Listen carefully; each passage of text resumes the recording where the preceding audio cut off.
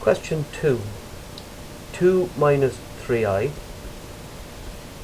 6 plus 4i, and minus 8 plus pi are consecutive terms of a geometric sequence. And I hear that word geometric, and straight away I'm thinking multiplication to produce it, division to check it or solve it. That's the key word in this part A.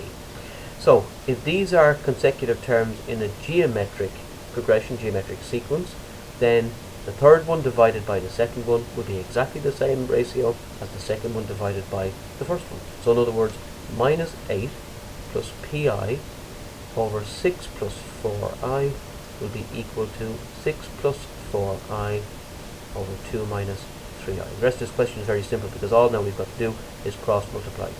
6 plus 4i multiplied by itself, that's these two multiplied by one another, is equal to minus 8 plus pi being multiplied by 2 minus 3i. So when we multiply these two by one another, we get 36 plus 48i plus 16i squared. And I told you before, I squared is a value of minus 1, so we change that to minus 16. 36 minus 16 is 20 plus 48i. Over here, we get minus 16 plus 24i plus 2pi minus 3pi squared. And again, I squared has a value of minus 1, so that means that becomes positive. And when we tidy that side up, we get minus 16 plus 24i plus 2pi plus 3p. Now, when we have two things equated to one another, the reals are equal to the reals. So, or you can call them the non-i's if you want to. So the real 20 is equal to minus 16 plus 3p. So we write that down and equate it. 20 is equal to minus 16 plus 3p. Then we can very easily solve for p.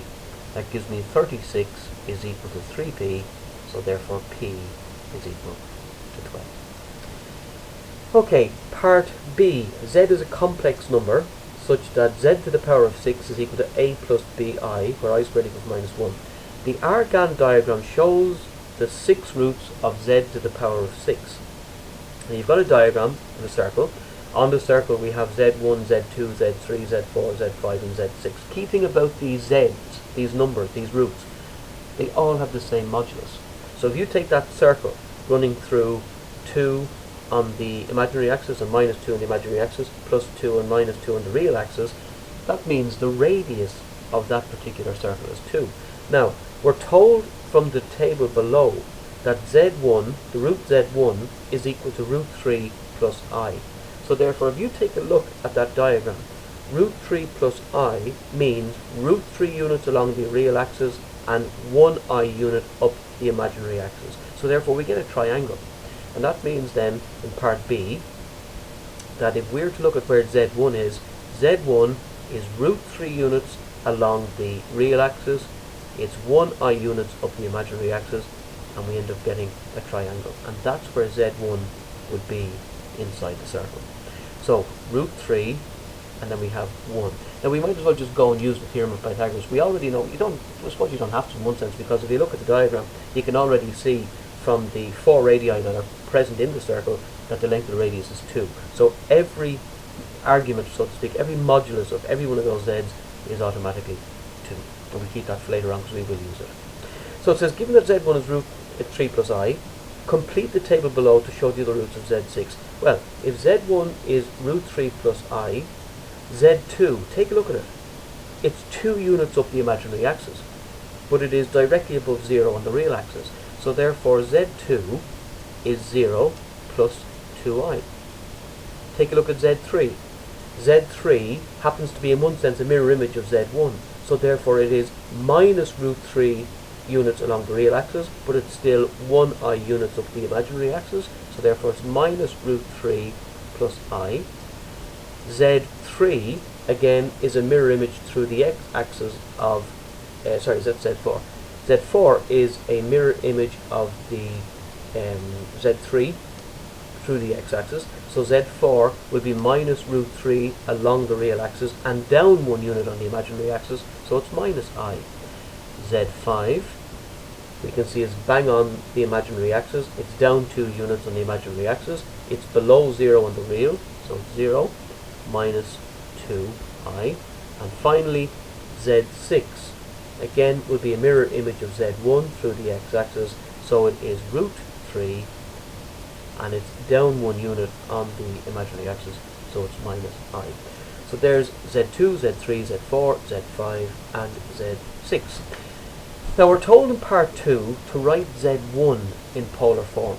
Now if I want to write z1 in polar form, you have to remember what the formula says. You've got to remember how writing in polar form. And here's what we're told. Any number in polar form is r times the cosine of theta plus I times the sine of theta. And if you forget that, that is in the tables. But what is r? What is theta? r is the radius of that circle we've just dealt with in the previous part of the question. And if you look at it again very carefully, the radius, if that's the centre, the radius is 2. So straight away, r is 2. But we do need to get the angle theta, which is this angle in here. So if we take a look at that triangle up here, call that theta, and figure out what the size is going to be, we just use trigonometry. And trigonometry says that if you take theta with the opposite and the adjacent, you can get the tan of theta.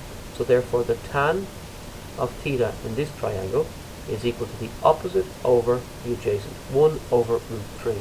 Getting the inverse tan of both sides, and the tables will do this for you. Go to your maths tables, look up the inverse tan of 1 over root 3, and it is 30 degrees. So that gives me a polar form of 2 times the cos of 30 plus I times the sine of 30 degrees. And then it says lastly, use De Moivre's theorem to find the value of a and b. A little bit misleading, but where did the a and b come into? Go back to the very start of the question. It says z is a complex number such that z to the power of 6 is a plus bi. Now, if this is z, well then z to the power of 6 is r to the power, well, let's do it what the theorem says first of all. It's all this raised to the power of 6. And here's what we know. The power goes to the radius, so it'll be 6 there. And then also we multiply these two angles by 6. So that means we'll have 2 to the power of 6 times the cosine of 6 30s, which is 180 degrees, plus I times the sine of 6 30s, which is 180 degrees. And the rest is simply table work. Because if we go to the tables, 2 to the power of 6, we know first of all is 64. The cos of 180 degrees from the tables is minus 1.